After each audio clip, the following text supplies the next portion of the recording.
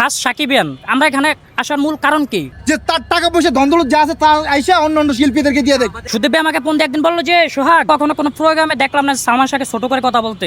সবসময় বল উনি তো গুণী মানুষ, ওনাকে আমি এখনো শাকিব খান কিন্তু বলে যে ওনাকে ফলো করি, তিনি নিজে কিন্তু এটা স্বীকার যান। তো সেই জায়গা থেকে ভাবছি একজন শাকিব খান তো আর ওনার প্রতিবাদ জানানোর মতো সময় বা পরিস্থিতি এখন নাই।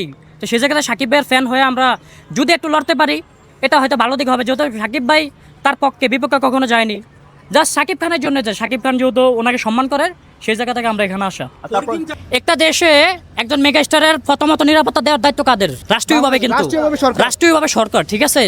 সেখানে কিন্তু শাকিব খানের বড় সিকিউরিটি দিচ্ছে কিন্তু সাকিবিয়ানরা। ভাই দেখেন এই ইন্ডাস্ট্রির জন্য কি করেননি শাকিব খান। এই ইন্ডাস্ট্রি প্রায় কুমায় চলে গেছিল, মৃত প্রায় ইন্ডাস্ট্রিকে জাগিয়ে তুলেছে মেগাস্টার শাকিব খান। এটা তো তাদেরও কথা, তাহলে তারা ইনকাম তো করে না ভাই, সে তো কষ্ট করে পরিশ্রম করছে। সে যতটুকু করে একটু বলতে ভাই, সে যতটুকু করে গোপনে দান করে, এটা আপনারাও জানেন আমরাও জানি।